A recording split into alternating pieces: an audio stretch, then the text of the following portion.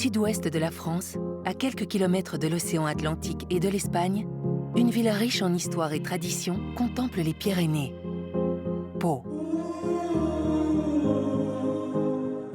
Le château de Pau, dressé au cœur de la ville, sur un éperon rocheux surplombant le Gave, est le monument emblématique de cette cité, et leur évolution est étroitement liée. Château féodal devenu au fil des siècles palais royal, impérial, national puis musée, offrant à ses visiteurs une véritable plongée dans l'histoire locale et nationale. Au XVIe siècle, l'importance géopolitique et géostratégique de Pau changea lorsqu'elle voit naître son fils prodige, Henri IV, dit le Vert galant. La légende raconte qu'en guise de berceau, Henri IV reçut une carapace de tortue, symbole de force et de longévité, toujours exposée au château de Pau. Henri IV est né ici, le 13 décembre 1553, et c'est vraiment le dernier seigneur à avoir quelque peu vécu dans ce château à la fin du XVIe siècle. C'est l'homme providentiel pour la France de la fin du XVIe siècle, la France des guerres de religion. C'est ce petit roi de Navarre, ce petit prince de Béarn qui va finalement accéder au trône de France et va parvenir à rétablir la paix en protégeant les protestants, malgré qu'ils soient roi de France catholique. L'architecture de ce château-monument est une histoire longue de plus de 1000 ans. On passe de là du château au XIIIe siècle, en pierre, avec son beau donjon en pierre et sa toiture en ardoise, au XIVe siècle flamboyant, celui de Gaston Phébus, les grands princes pyrénéens, et sa tour en briques, son donjon en briques, 33 mètres de haut, et puis ensuite la Renaissance arrive avec les grands-parents d'Henri IV, Jeanne d'Albret, Marguerite d'Angoulême, ont contribué à faire de ce château-forteresse un palais Renaissance.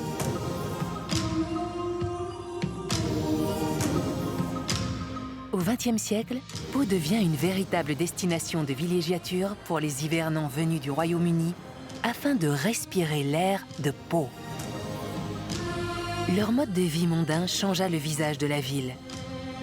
Les grands hôtels, les maisons de maître, le funiculaire et le boulevard des Pyrénées, long de 2 km, sont autant de créations qui, aujourd'hui encore, contribuent à la réputation de cette cité à l'esprit international.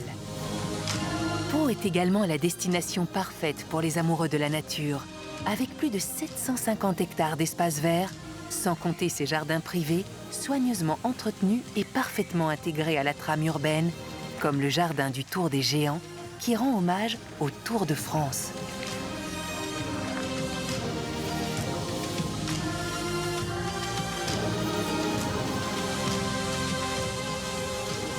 Entre la ville et le Tour, c'est une vraie histoire d'amour.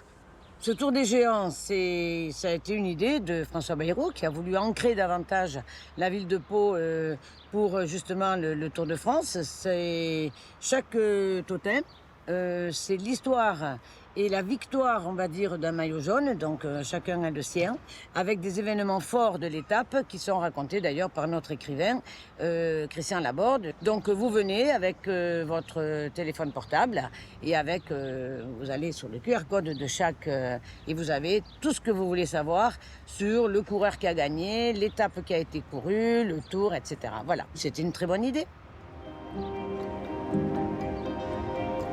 Autrefois, en l'an 1347, Gaston Phébus proclama l'indépendance du Béarn et fit alors de Pau une capitale tournée vers l'avenir.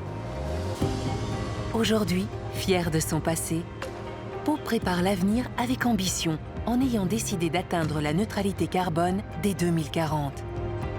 Un chemin qui passe en grande partie par un changement dans le domaine de la mobilité. Nous avons construit le premier réseau de bus à haut niveau de service dans le monde à hydrogène. Ces bus fonctionnent avec un hydrogène vert, c'est-à-dire un hydrogène qui est fabriqué à partir d'eau et d'électricité, une électrolyse. On casse la molécule d'eau et ça fabrique de l'hydrogène et ça rejette de l'oxygène dans l'air. Puis cet hydrogène est embarqué à bord du bus et là, une pile à combustible transforme cet hydrogène en le combinant avec l'oxygène qui est dans l'atmosphère, le combine en électricité et rejette de l'eau. Donc on est sur un cercle zéro émission, zéro polluant. C'est un exemple mondial. On a eu avec cet équipement les 2 prix mondiaux les plus importants pour ce genre de matériel qui, évidemment, on n'aurait pas imaginé que ça aille pour une cité comme la nôtre. Chaque année, depuis 1899, la ville de Pau accueille des centaines de milliers de visiteurs pour un événement majeur. Le Grand Prix de Pau. La capitale du Béarn est une des rares villes au monde à voir rouler des voitures de course en plein centre-ville. Il faut savoir que le mot Grand Prix vient de Pau. On a eu une course qui s'appelle le Grand Prix de Pau depuis 1830, sur l'hippodrome. Et ça a été repris tout naturellement par les voitures pour dire Grand Prix. Et c'est de là que vient Grand Prix. En 1930, première épreuve du renouveau, mais pas sur ce circuit-là. C'était sur un autre circuit, du côté de Tarbes, et ça montait, c'était sur route. Et après, en 1934, donc depuis 1934, nous sommes sur ce site. Grande épreuve sur site et en ville. Le Grand Prix de Pau, c'est le seul Grand Prix dans la cité en France, depuis plus de 100 ans. Monaco est un Grand Prix dans la cité, et nous aussi. Ici, les plus grands pilotes du monde sont venus courir et gagner avant d'entrer et de devenir les figures de proue de la Formule 1. C'est ici qu'ils ont gagné leur première victoire. Et ça fait partie du patrimoine de la cité, du patrimoine historique et touristique de la cité. Le Grand Prix, on l'a voulu propre comme on peut le faire propre en ce moment, c'est-à-dire le maximum, avec de l'électrique, mais avec du thermique, avec des nouveaux carburants. Et c'est ce qui fait que c'est un Grand Prix qui doit perdurer pour montrer les nouvelles technologies, puisqu'il sert aussi à ça. Et en fait, depuis qu'on se sert de ce carburant, on en est très heureux, parce qu'on a nos voitures qui marchent aussi bien, on n'a aucun souci. Donc, vous voyez, on en est très content, et je pense que l'avenir du thermique passera par ces nouveaux carburants. Les carburants liquides bas carbone sont des carburants qui n'ont pas d'impact sur le climat, qui sont neutres en carbone, mais qui peuvent également être utilisés dans les voitures existantes et dans les infrastructures existantes. C'est donc un bon complément des véhicules électriques, car il faudra peut-être un certain temps pour développer, un certain temps pour renouveler la flotte. Nous pouvons dès maintenant utiliser ces nouveaux carburants carbone neutres. Tout le monde considère que le moteur thermique, c'est fini. Or, c'est pas vrai. On le croit, on fait comme si, mais c'est pas vrai parce que les moteurs thermiques peuvent être en complément du moteur électrique. Imaginez qu'on puisse mettre au point, ce qui existe déjà, mais qu'on puisse rendre rentable des biocarburants ou des carburants de synthèse. Qui font que les émissions de gaz à effet de serre à partir de la combustion de ce carburant ne seraient plus du tout pénalisantes comme elles le sont aujourd'hui. Elles le sont aujourd'hui beaucoup moins qu'il y a 20 ans. Après les chevaux sous le capot, revenons donc aux origines de l'expression Grand Prix. À Pau, le cheval est une passion qui remonte au XIXe siècle avec la création du haras national et d'un hippodrome renommé le Pont-Long, ainsi que le 2e centre d'entraînement de France situé à quelques pas au domaine de Cers. Easy, donc on fait 2 doucement, 2 petits canters sur la main. Bien, mets-la bien sur la main, d'accord? Ok, juste à ligne droite au canter tranquillement, ok? Sur le domaine de Cers, on a la chance d'être une vingtaine d'entraîneurs à pratiquer notre métier. Il y a environ à l'année à peu près 600 chevaux à l'année, ce qui fait du domaine de Cers le 2e centre d'entraînement français après Chantilly. Et un grand nombre de chevaux visiteurs aussi pendant l'hiver qui viennent au moment du meeting qui a lieu en décembre, janvier, février. Et où là, on a environ 150 à 200 chevaux qui se déplacent et qui viennent partager nos installations avec nous pendant environ 2-3 mois. Nous, notre travail, ça va être de mettre en condition physique des chevaux de course. Et à travers différents types d'exercices, au pas, au trot et au galop, plus ou moins soutenus, on va être amené à les faire se développer physiquement et mentalement, de manière à ce qu'ils soient le plus performants possible l'après-midi aux courses.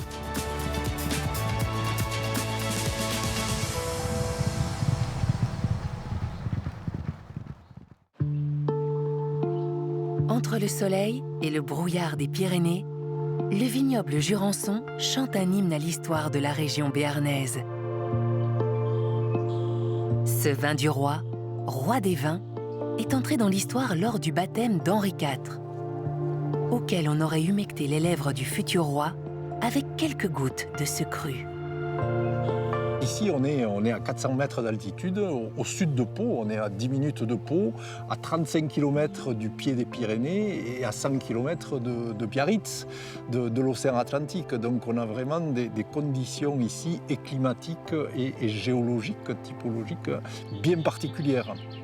Le Jurançon, c'est une très vieille appellation, très petite d'abord, puisque c'est à peine un peu plus de 1000 hectares de vignes, et on a la chance d'avoir des cépages, des variétés autochtones, indigènes, particulièrement bien adaptées à nos conditions. Ici, c'est le gros Mancinque, le petit Mancinque, le Courbu, le Camaralais, le Lauzet, 5 cépages complètement endémiques, que l'on ne retrouvera que dans ce piémont pyrénéen ici.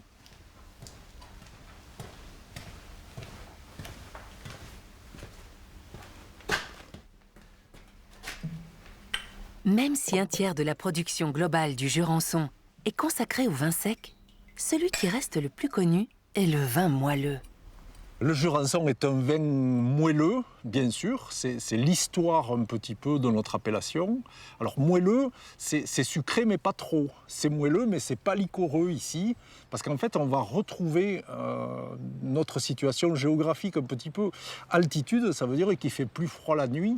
Ce sont des raisins qui mûrissent lentement, il fait beau le jour, il fait plus froid la nuit, et des raisins qui vont garder cette fraîcheur, cette acidité un petit peu, ce côté acidulé, et on va retrouver ça sur les vins. On dit que dans le frigidaire de tout bon Béarnais, il y a une bouteille de Jurançon qui attend l'arrivée des amis. Le Saïbé Bucop ici, c'est l'accueil, on dit bonjour et vient boire un verre, c'est automatique, c'est l'histoire de la région.